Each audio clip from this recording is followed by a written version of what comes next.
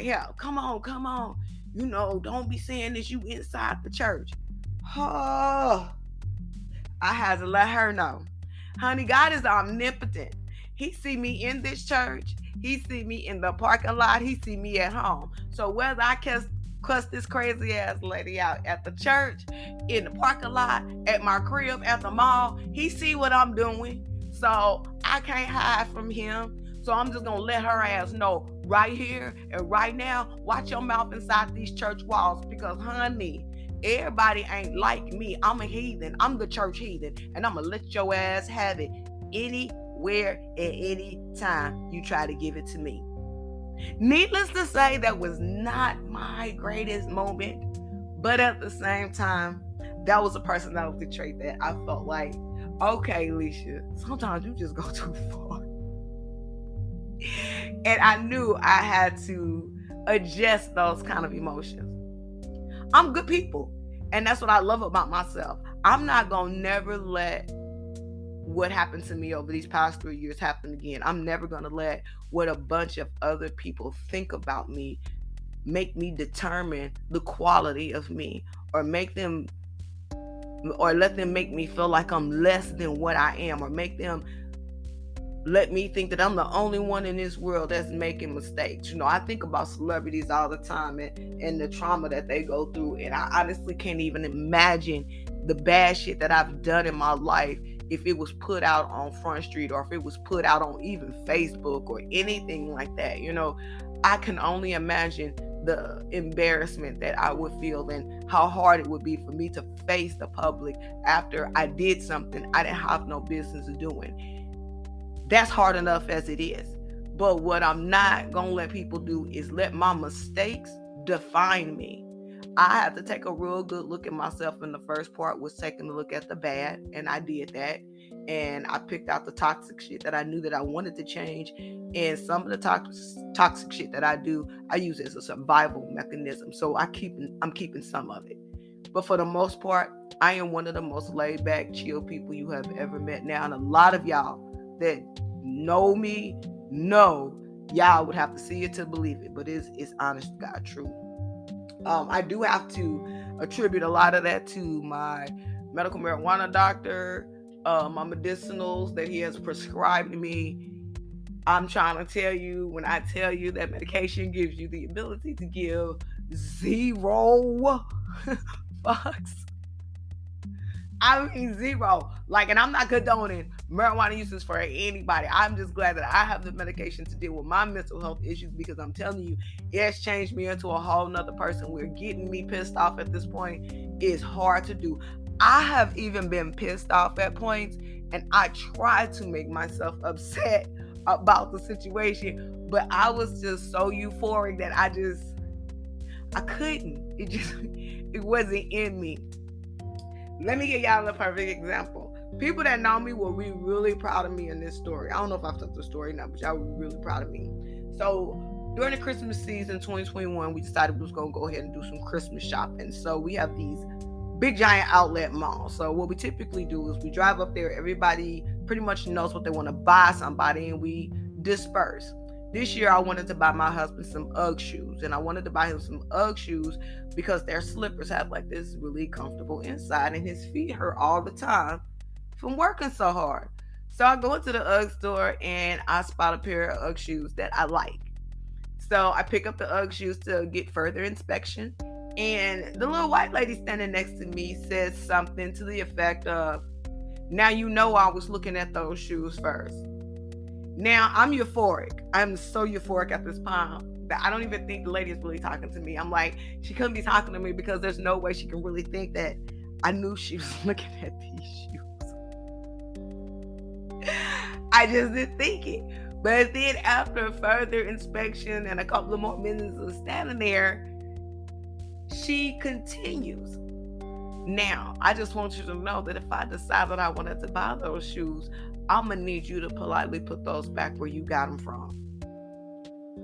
Who can I tell y'all, my high ass was like, if this lady did not know the old me, oh my God, if she only knew the old me. Now she didn't, because she clearly didn't know the old me. If she knew the old me, she would have to know how much trouble she was in right now. But I have been reflecting. I have decided to become a better person. And what we're arguing with this lady, what would that change? What would that do? So I didn't say nothing. I took the UGG shoes and I grinned a little. I set the UGG shoes back where I got them from. I looked at that lady as high as I was and laughed. And then I walked right out of the store. And I went back to the car because I needed more medication, because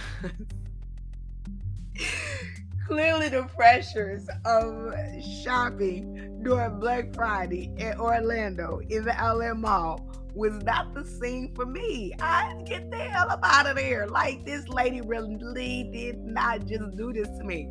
But they everywhere now. Like, you would not be surprised how much hidden sarcasm and white privilege is out there, where people really just say shit and they just don't know they out of line.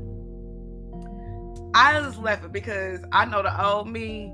It would have been bail money, it would have been jail time, it would have been a lawyer, it would have been all kind of shit if I really wanted to respond the way I wanted to respond. Newscasters, all of this, because I was ready. But because I was euphoric, I chose, "You not even worth it, lady," and I walked out. I have done so much changing with who I am and when it comes to people confronting me. Now, the only thing that I really, really hate about the change that I've made is when people see that there is a genuine change in me, people are so afraid to stick up for you. That's one of my pet peeves. I've had to learn not to stick my nose in other people's business when it comes to defending people.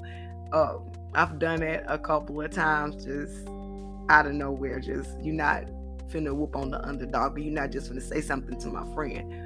But at the same time, there are some people's minds who will never be changed. There were some people who has ideas that will never be altered. And for that very reason, I have to respect my thoughts, and I have to respect my perception of things, and I have to live with that. That's my reality. And then once I determine my perception of things and my reality of a situation, handle it so that it's in the best interest of me. I don't have shit to prove to nobody.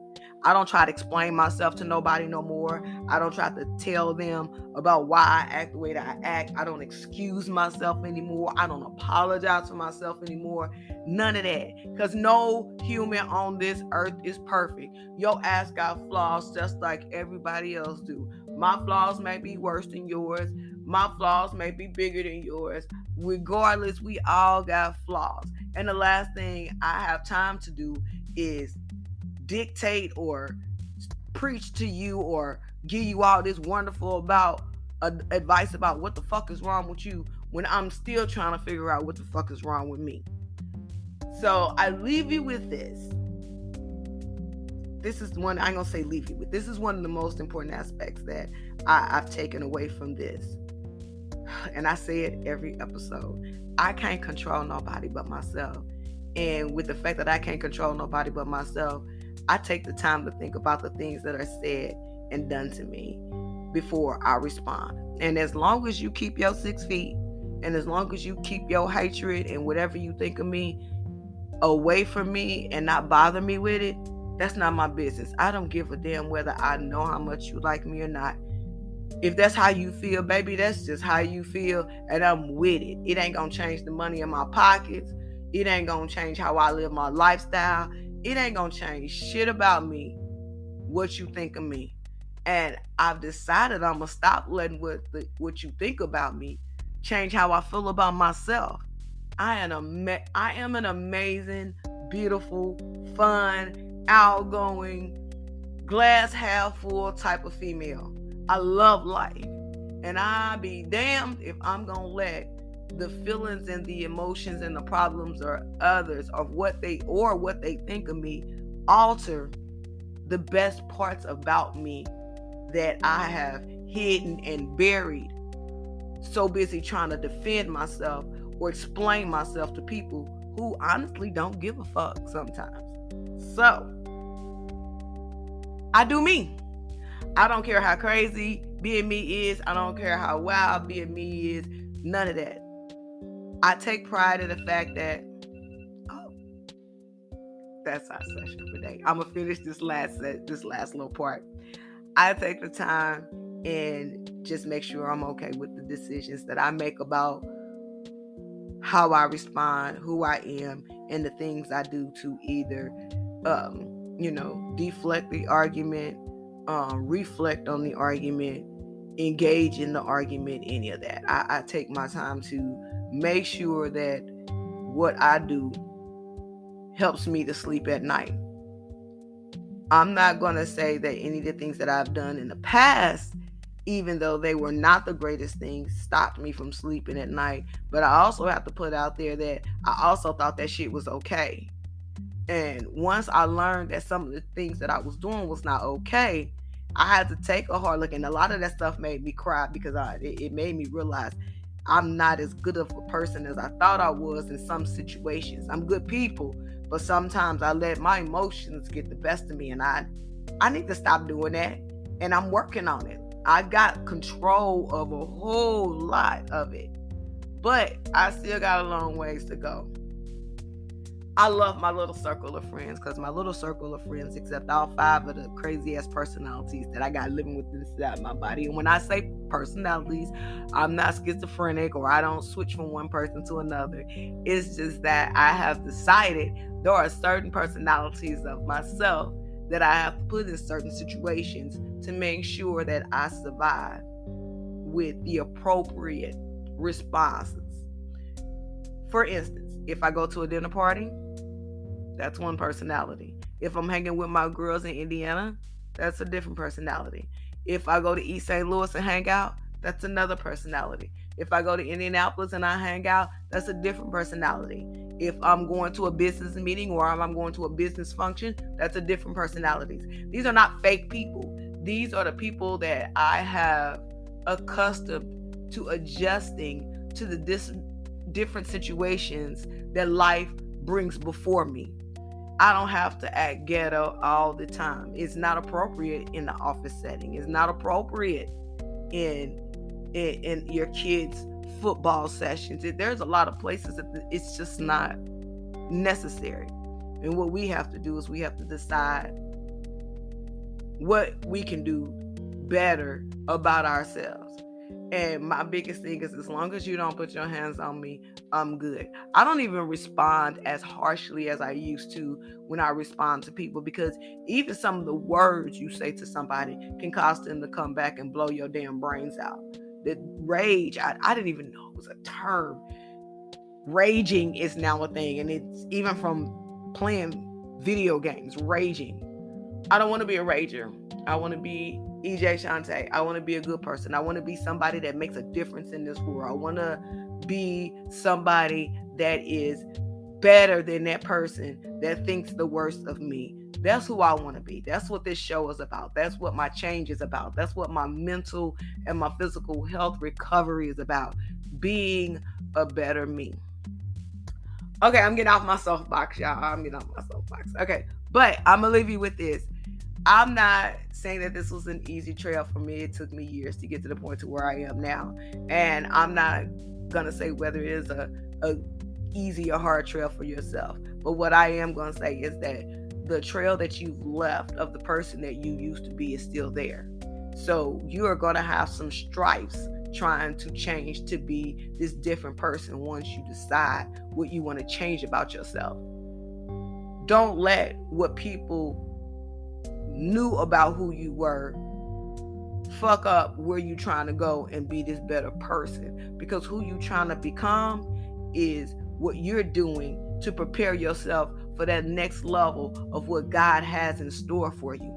You can't take everything, everybody, every emotion that you learned all your life where you might be going, where it's not necessary, where he's about to abundantly bless you. But in order for you to receive those blessings, you got to let that other shit go. This has been another episode of I Don't Look Like What I've Been Through. My name is EJayShonte. Mental health recovery is my mission. Thank you again for joining me.